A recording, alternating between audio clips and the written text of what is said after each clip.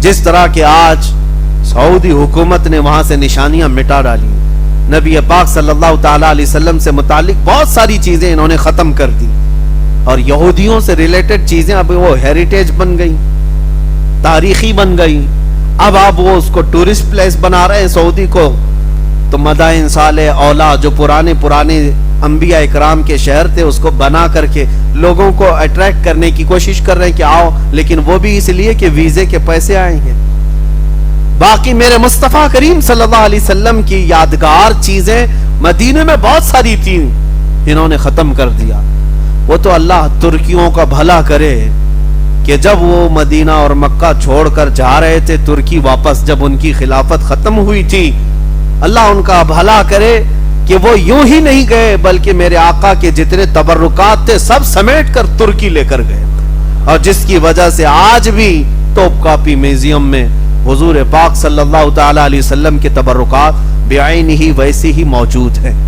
یہاں تک کہ حضور پاک صلی اللہ تعالی علیہ وسلم کے منہ مبارک سے لے کر جسم مبارک سے لگا ہوا جبہ مبارک، حضور پاک کا عمامہ، حضور پاک کا عصا، حضور پاک کی کٹوری، یہ ساری چیزیں 1400 سال سے جو آج تک صحابہ تابعین اولیاء نے جو سنبھالا تھا، یہ فخر اور اعزاز اللہ نے ترکیوں کو عطا فرمایا.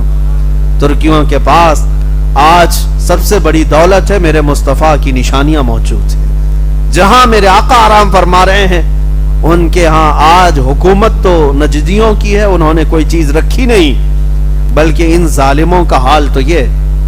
چند سالوں پہلے ایک مفتی نے فتویٰ دیا تھا وہیں کے عرب کے، کہتا ہے اگر انتشار اور فتنے کا ڈر نہ ہوتا تو میں یہ گنبد خضرا کو اڑانے کا فتویٰ دیتا. گنبد بنانا جائز نہیں ان کے نزدیک، کہتا ہے یہ سب ترکیوں کا بنائے ہوئی بدعت ہے، اگر فتنہ اور انتشار کا خوف نہ ہوتا تو میں اس کو اڑا دیتا. ان کے دل پتھر سے زیادہ سخت ہیں. میرے عزیزو، گنبد کس لیے بنایا جاتا ہے؟ کبھی کبھار یہ بھی تو سوچو، کسی چیز کی عظمت ظاہر کرنے کے لیے مسجد کے اوپر مینار بناتے. حرم کعبہ کے آس پاس جو مسجد حرم ہے، کیا حضور کے زمانے میں ایسی مسجد تھی؟ وہ مسجد نبوی ایسی تھی؟ اتنے بلند و بالا جو مینار بنائے گئے. کیوں مینار بنانے کا رواج پیدا ہوا؟ مینار بنانے کا مقصد یہ نہیں ہوتا کہ یہ کوئی ایک ڈیزائن ہے، بلکہ صرف اور صرف یہ اونچے مینار عظمت بیان کرنے کے لیے، علو شان بیان کرنے کے لیے بنائے جاتے ہیں. اسی طرح گنبد بھی ہمارے اور آپ کے لیے تھوڑی نا گنبد ہر گھر پہ بنایا جائے گا. گنبد وہی بنایا جاتا ہے جو عظمت والی ذات آرام کر رہی ہے، ان کی شان بتانے کے لیے. اور ان کو حضور پاک کی عظمت و شان سے کچھ لینا دینا نہیں. گنبد سے بھی نفرت، مینار سے بھی نفرت، بلکہ حقیقی بات یہ ہے کہ حضور سے جب عداوت ہو جائے تو وہ اسلام سے نکل چکا ہے، وہ اسلام سے خارج ہو چکا ہے. اللہ تبارک و تعالی ہمیں عاشقان رسول کی جماعت میں رکھے اور انہی کی اقتداء میں ہمیں موت عطا فرمائے. الحمدللہ ہمیں اس بات کا فخر ہوتا ہے کہ اللہ کریم کا ایک بڑا احسان ہے کہ اس نے ہندوستان میں بھی رکھا تو بریلی والے عاشق اہل سنت، عاشق صادق کی اقتداء میں ہمیں رکھا ہے. جس امام نے ہمیں گھڑی گھڑی اگر کوئی چیز سکھایا ہے تو جس کو ہم آج کہتے ہیں جھوم کر کے، ڈال دی قلب میں عظمت مصطفیٰ، یہی اعلیٰ حضرت کا ترہ امتیاز ہے، ڈال دی قلب میں عظمت مصطفیٰ سیدی اعلیٰ حضرت پہ لاکھوں سلام. اللہ کی نشانیاں کیا ہیں؟ جب پہاڑ اور پتھر نشانیاں ہیں تو میرے آقا کا ہر قدم بھی نشانی ہے، حضور کے ہر عضو، ہر بال مبارک نشانی. اور ایک جگہ وہاں پر ہے وَاتَّخِذُوا مِن مَقَامِ إِبْرَاهِيمَ مُصَلَّى، یہ بھی قرآن میں پاک کی آیت ہے. اللہ فرماتا ہے مقام ابراہیم کو اپنی نماز کی جگہ بناؤ. سارے حاجی طواف کریں گے خانہ کعبہ کا، 7 چکر ہونے کے بعد جو مقام ابراہیم ہے اس کے قریب 2 رکعت نماز پڑھنا ہے. حج والے بھی عمرہ والے بھی طواف کے بعد 2 رکعت ضرور پڑھتے ہیں جا کر. اور یہ اللہ کا حکم ہے. مجھے بتاؤ کیوں؟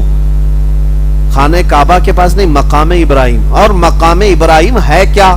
جھانک کر کے دیکھو، اس کے اندر ایک پتھر ہے اور اس کے اوپر 2 پیروں کے نشان ہیں. وہ کس کے؟ حضرت ابراہیم علیہ السلام. اس پتھر کی تاریخ میں بتایا گیا کہ اس پر کھڑے ہو کر کے آپ نے خانہ کعبہ بنایا تھا ابراہیم علیہ السلام. وہ پتھر ویسی ہی آج ہزاروں سال سے محفوظ ہے. کیا اتنی بات ہے؟ کیا اتنی بات کہ اس پر کھڑے ہو کر کے کعبہ بنایا تو وہ پتھر اتنا افضل کہ وہاں 2 رکعت پڑھنے کا حکم خود اللہ فرما رہا ہے. یہ ظالم ہمیں کہتے ہیں قبر پجوا، یہ قبروں کو پوجتے ہیں، شرک کرتے ہیں، نعوذ باللہ. میں ان سے پوچھتا ہوں مقام ابراہیم کے پاس ہے کیا وہاں پر جو سجدہ کرنے کا حکم دیا گیا؟ ہم تو قبروں کے سجدے کرنے کے قائل نہیں، ہرگز نہیں. میں ذمہ داری کے ساتھ کہتا ہوں کسی بھی قبر کے پاس اولیاء اکرام کی ہوں، انبیاء اکرام کی ہوں، قبر کو سجدہ کرنا ہرگز جائز نہیں ہے. اللہ کے علاوہ کسی کے لیے سجدہ نہیں ہے، یہاں تک کہ خود رسول اللہ کے لیے سجدہ جائز نہیں.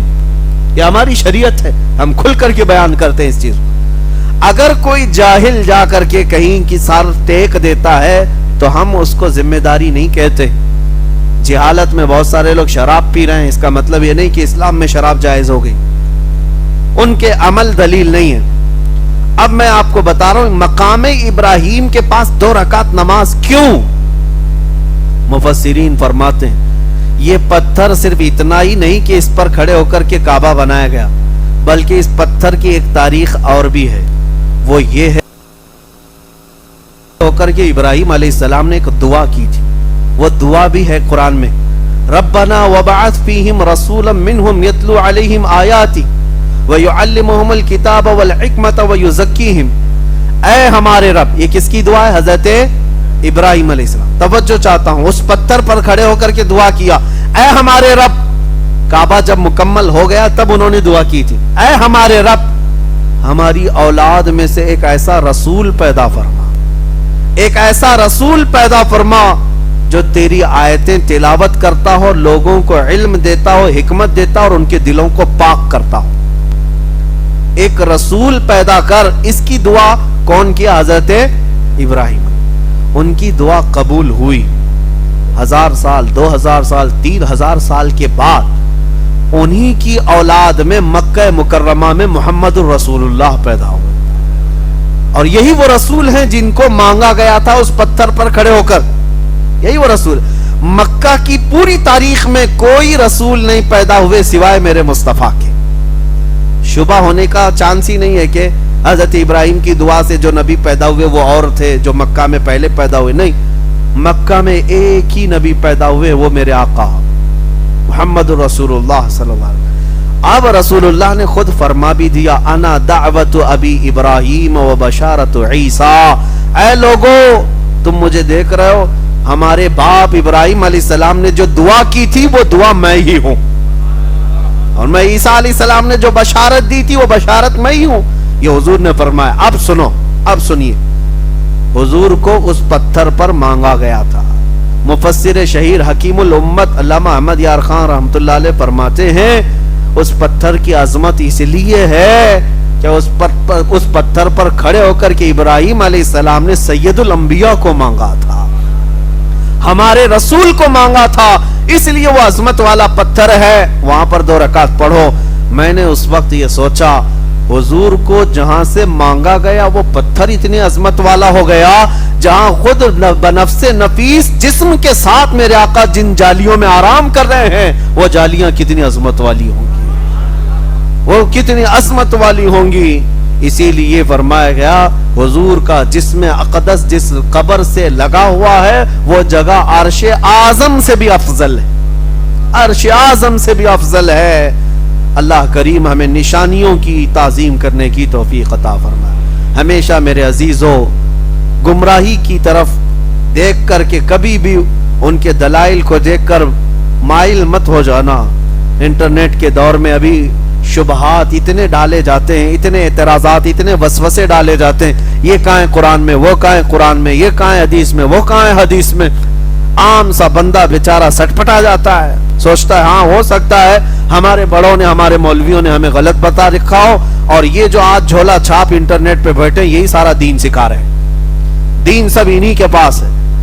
عام نوجوان ابھی کالج کے بچے گمراہ ہو جاتے ہیں، اکثر یہ سوچ حدیث کا ریفرنس دے دیا تو اس کا مطلب ہے سمجھتے من و انصار. بالکل پکی بات ہے، ریفرنس دے رہا حدیث نمبر 2049. ابھی بھی آپ ظاہر سی بات ہے میں بھی کچھ کہہ دوں آپ کے سامنے، آپ کو تو ماننا ہی ہے نا. ایسا میرے ساتھ ہوا، ایک صاحب آئے بہت بحث کرنے کے لیے، وہ القاب کے اوپر بحث کر رہے تھے. آپ تو غوث اعظم کہتے ہیں، اعلیٰ حضرت کہتے ہیں، اعظم اللہ کا نام ہے، یہ اعظم صرف اللہ ہی ہو سکتا ہے. آپ غوث کو اعظم بنا کر کے پیش کرتے ہیں، اعلیٰ بھی بنا کر کے حضرت کو کہتے ہیں، اعلیٰ بھی اللہ ہے. اب ان لوگوں کو کیا جواب دیا جائے؟ وہ صاحب بہت اپنی جماعت کے مشہور آدمی اور ہمارے سامنے بیٹھے، ہمارے کمرے میں آئے ہوئے تھے. میرے ڈیسک پر کتابیں بھی بہت ساری رکھی ہوئی تھی، کتابوں سے جواب تو نہیں دے چاہیے تھا انہیں. ہم نے کہا غوث اعظم پر آپ کو اعتراض ہے، لیکن جو پورے انڈیا کا پرائم منسٹر ہوتا ہے اس کو آپ اردو میں کیا کہتے ہیں؟ وزیر اعظم. وہ پھٹیچر اعظم ہو سکتا ہے، ایک ولی اعظم نہیں ہو سکتا، کوئی بھی ہو.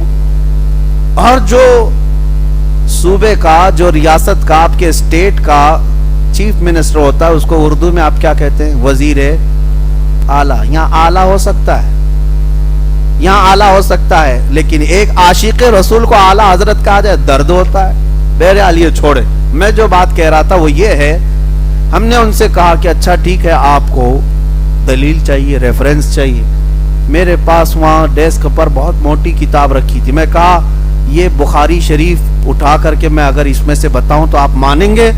انہوں نے کہا کیوں نہیں مانیں گے، بخاری شریف ہے تو مانیں گے ہم، آپ اس میں سے دکھائیں. ہم نے کہا یہی تو بیوقوفی ہے، وہ بہار شریعت تھی، وہ بخاری شریف نہیں تھی. تو آپ کا تو اتنا ہی معاملہ ہے، جو کہہ دے ریفرنس بتا دیا، اتنے 1000 نمبر یہ حدیث ہے، یہ حدیث ہے. کراس ویریفیکیشن کرنے کے لیے بھی علم چاہیے. آپ خود بھی حدیث دانی رکھتے ہو، علم رکھتے ہو، اصول حدیث کیا ہے. اسی لیے فرمایا گیا علماء کے ساتھ رہو، علماء اہل سنت کے ساتھ رہو، انشاءاللہ العزیز اللہ تبارک و تعالی حق جماعت کے ساتھ تمہیں زندہ رکھے گا، اور حق جماعت کے ساتھ ہی اللہ تمہارا حشر بھی فرمائے گا. بس ایک ہی معیار لے کر کے چلو، ایک کسوٹی پرکھنے کے لیے ایک ہی، جس کا سینہ میرے مصطفیٰ کی محبت سے دھڑک رہا ہو اس کا لباس مت دیکھو، پھر اس کے پیچھے چل پڑو. اور جو نبی پاک صلی اللہ علیہ وسلم کی عزت یا محبت پر کمپرومائز کرتا ہے یا دین اسلام کے معاملات پر سمجھوتے کرتا ہے، پھر چاہے اس کی پگڑی جتنی بڑی ہو، جبہ جتنا بڑا ہو، وہ تمہارا قائد نہیں ہو سکتا، بلکہ وہ کبھی بھی لے جا کر کے اسٹیج پر تمہیں بھیج سکتا ہے، کبھی بھی بھیج سکتا ہے. اسی لیے میرے عزیزوں، پہچانو، اس کی اقتداء کرو جو میرے مصطفیٰ کی اقتداء میں ہے، جو صحابہ کی اقتداء میں.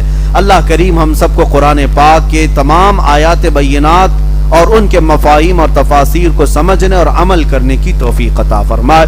بہت سارے احکامات تھے آج کے اس بارے میں سورہ بقرہ کے، لیکن میں نے تفصیلاً آپ کے سامنے نہیں رکھا.